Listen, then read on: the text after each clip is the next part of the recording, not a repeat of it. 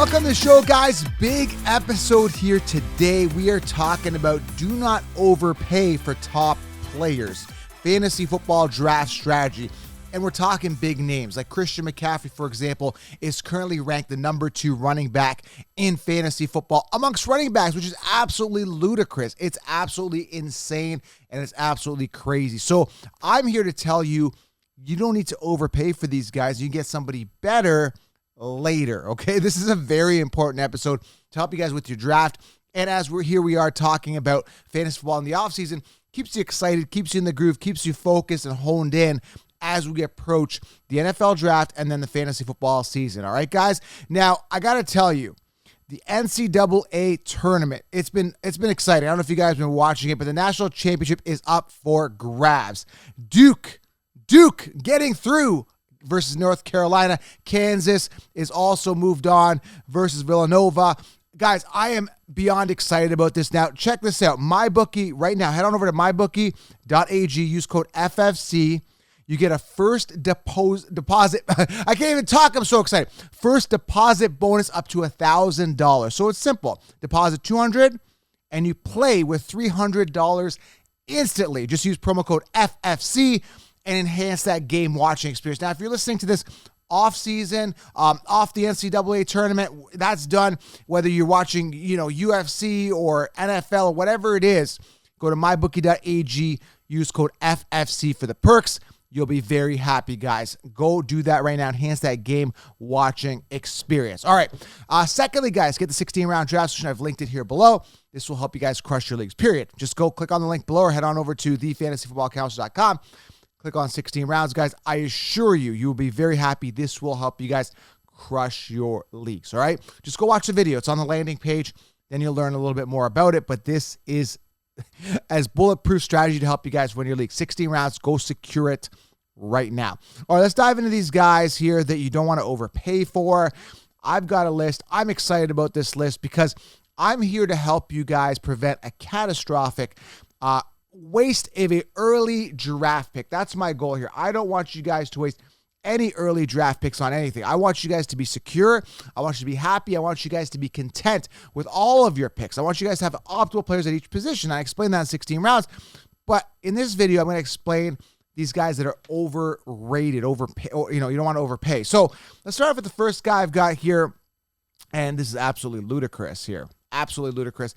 But the mainstream consensus sheeps have Christian McCaffrey ranked here at number 2 amongst running backs. Now, if you want Christian McCaffrey, you're going to have to overpay for him because he's coming off of the top 4 picks.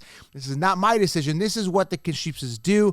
They take these consensus, these mainstream rankings, and they plug them into your NFL draft platform, whatever platform you're using to host your leagues. What happens is these rankings come in, and your league mates are theoretically going to be drafting based on this average draft position. And Christian McCaffrey currently sitting number 2 amongst running backs, which is, again, absolutely ludicrous. Why? Well, he's only finished, listen to this, guys, he's only finished 10 games in the past 2 seasons. I just saw an ad come up with him modeling for Gillette. He's just doing a lot of modeling. He was at the Oscars show. And again, for me, I like the hungry running back, the Devonte Williams of the world, not the guys that have hit their pinnacle and are now too busy to be trading because they're modeling. Now, you can make a debate that it's off season. It is what it is. But the guy's been modeling like crazy. A lot of ads, a lot of showmanship, stuff like that. So has he lost his hunger? Evidence, is showing me, right? Don't tell me, show me. And he's been showing me and showing everybody that he's not getting it done on the field. I mean, if you look at his injury last year, it was a hamstring injury. Nobody touched him, right? And we're talking the best athletes in the world, theoretically, right? Why aren't you taking care of your body? Now, I wasn't the best athlete in the world, but I took care of my body, and I was durable and strong enough to survive MMA fights and my, little league baseball, stuff like that, right? So listen, I know I didn't play at a professional level. I get it. But I did push my body through some amazing physical limitations. What I did have the amateur MMA career, only 1-1. But that's not the point. The point I'm trying to make is nobody touched him. He got hurt, and he's only played 10 games in the last 2 seasons. That's all I need to see and the modeling. So Christian McCaffrey, yeah, I definitely see an opportunity for him to, if healthy, come back and resurge into top 10 status. But am I paying a second, overall pick or a top 5 pick for him? No, I'm not going to do it. And I don't want you guys to overpay. There's better running backs. 16 rounds, explain it. And again, subscribe to the channel. We'll go over it. Okay, the second guy here, you're going to have to overpay for if you want him. And I don't see the fascination at all. I mean, the guy is Dalvin Cook. I mean, I'm looking at his numbers last year. Finished 16th amongst running backs in PPR. 4.7 yards per carry, 6 rushing touchdowns, 1,159 yards on 249 attempts. Similarly to Christian McCaffrey, we've seen what Dalvin Cook can do. We saw his pinnacle year in 2020. He had a good year, 293 points. He still only played 14 games. He hasn't finished a season his entire career. So with Dalvin Cook, you got to understand that he's hit his pinnacle. He's never finished a season. Okay, he just has never finished a season. So you got to ask yourself, okay, he's sitting number 5 on the consensus rankings. It's like they like to save face with these loser players. This guy's a loser. Okay, he's gonna miss games. Like it's not a matter of like, is Dalvin Cook gonna miss a few games? Like it's not a question. It's about which games is he gonna miss. That's the question. Is it gonna be your fantasy football playoffs? Is it gonna be week 5 when the rest of your team craps to bed? You need that running back to give you a boost and you lose by 2 or 3 points. Is it gonna be the fantasy championships right at the end of the wire? He's gonna miss that last week. What is it? He's going to miss games. I guarantee it. And the fact that the mainstream consensus, the consensus, these sheep mentality, herd mentality losers in the industry have this guy ranked number 5 amongst running backs. He has not finished a season. Now, typically they copy and paste a majority of their stuff, right? Like Najee Harris was outside their top 10 last year. This year, Najee Harris is sitting 6. Why? Why? None of you guys had him in your top 10 except for me, the Calcer. Now you're riding Najee Harris. But they feel like they want to save face, and they put Dalvin Cook here in the top 10, okay? It's absolutely ludicrous. You do not want to overpay for a guy. He's coming off in the first round, period. That's where his ADP is going to be. People are going to draft him. I hope you guys don't because he's going to miss time, guaranteed. All right, next guy here, number 3. Cooper Kupp. And I'm going to keep talking about this. I'm going to sound like a broken record because I don't care. And Cooper Kupp had a pinnacle year. Now you're saying, well, Joe, I've heard this story. At a pinnacle year, a slight decline is not a big deal. But you're going to overpay for him if you grab him. You're going to overpay for a guy who is 150,000 million, bazillion, trillion. What's more than trillion? I don't even know. Okay? 150 bazillion chance that he's going to decline. There's no, this is like Dalvin Cook missing a season. This is like Christian McCaffrey, getting hurt again. Like, I don't know how to say this and emphasize this to you. He will decline. And I had the same debate in 2020 with Michael Thomas coming off that pinnacle year. I said, don't draft Michael Thomas, guys. He's coming off this Cinderella year, man. He wore the heel. He was in that pumpkin, what a carriage. It turned into this amazing carriage, and the prince put the sandal on, or whatever whatever the Cinderella story is, this fairy tale, right? The point I'm trying to make. I don't know the whole thing, but what I'm trying to tell you here is that Michael Thomas had that. Cooper Kupp, guys, believe it or not, had that, and it was such a Cinderella ball and gala and all this stuff. It was so extravagant. It was actually bigger than Michael Thomas's 2019 year. 191 targets, 145 receptions. Are you kidding me? Right? Like, are you kidding me right now? He's not going to hit these numbers again. And you're saying, well, Joe, a slight decline, Joe. It's just going to be a slight decline. Don't worry. I'm still going to get Cooper Kupp. He's still a top receiver. Oh man, it just frustrates me with that mentality because, again, 16 touchdowns, 1,947 yards. Even, I think it was Antonio Brown in 2015 didn't achieve these numbers, okay? It blows my mind how the mainstream, just because he finished on top, put him on top again, where you're saying, well, Joe, because he finished on top, you have to put, no, you don't.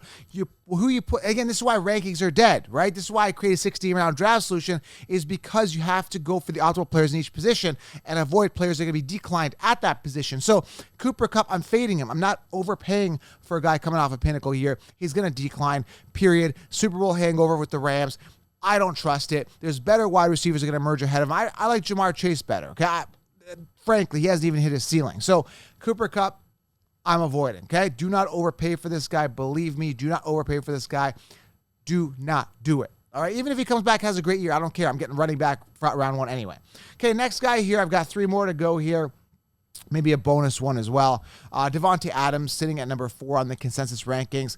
And again, similarly to last year, okay, we are talking to Devonte Adams on the Packers, with 169 targets, rapport with Aaron Rodgers and all that stuff. Well, Joe, from what I hear, he had rapport in college with Derek Carr. That's what people are telling me, right? Yes, but this is the NFL. And Derek Carr, as we've seen, is not that good, okay? I don't know how to tell you this, guys. I don't want to break this news to you, Raiders fans. You got to come to the realization that Derek Carr is not that good. Derek Carr has had since 2014 to prove himself. We are going into 2022.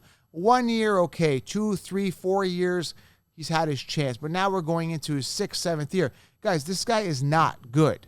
He is not good at all, okay? So at the end of the day, when you are looking, at him, when you're looking at Derek Carr and Devonte Adams, you got to look at a connection here that was in college, but I don't think it's going to continue. Okay, I just don't think it's going to continue on a high level, the same level that the Packers had with, Aaron Rodgers and Adams. So Derek Carr, Adams, it's going to be a safe connection, but not some guy I'm going to pay a first-round pick. So Devonte Adams, another guy, okay? Next guy here is Tyreek Hill. Very simple, guys. Down Miami, Tua, not proven. I don't trust Tyreek Hill. This is a guy that was volatile with Pat Mahomes, okay? Game in, game out, he was very volatile. So Tyreek Hill is not a guy I trust. Tyreek Hill is a guy that is going to be extremely volatile and may lack that volume. New offense, new team, going to be safe. But am I paying, he's number 6 wide receiver overall. Am I paying a late first-round pick? Absolutely not. I do not trust Tyreek Hill at all. Period. Zilch not. Okay, so Tyreek Hill, for me, I'm out on him. Okay, very volatile with Pat Mahomes. Now he's with Tua.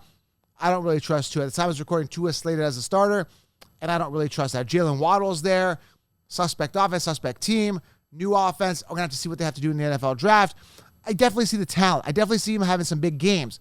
But even on the Chiefs, I didn't draft him because he had 5 or 6 games where he had 3 or 6 or 8 points, right? Very, low wide receiver 3, wide receiver 4 numbers in those games. Volatile with Mahomes. I see, unless Tua completely targets him and he becomes this monster with volume, I'm not paying that early price, period. And the last one here, I'm going to do a 1-2 combo. Josh Allen and Herbert.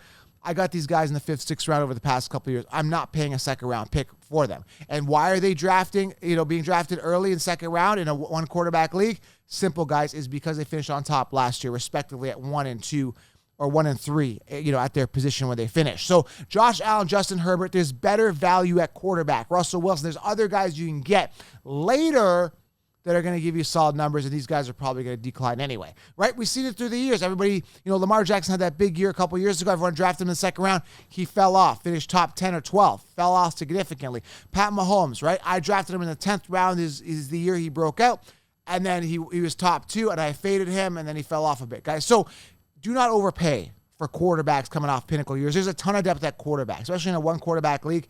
You get yourself a good quarterback and a solid backup and not even be fazed by this, okay? I always look for that 5th round value quarterback. I explained all that in the 16 round draft session, and I don't overpay for Josh Allen. I want to secure the most secure position, the most scarce position, which is running back in round 1 and 2, okay? So the point of this video, guys, is do not overpay. That's the statement here. There's better players to get. There's more value. I explained all of that here on this channel. Make sure you guys subscribe. Thumbs up in the comments below. Who are you not overpaying for? I'd love to get your feedback, but do not overpay for these guys coming off pinnacle years, injury prone. I'm staying away. Too expensive for me. Like them at value. I got Cooper Kupp 4th round last year, for example.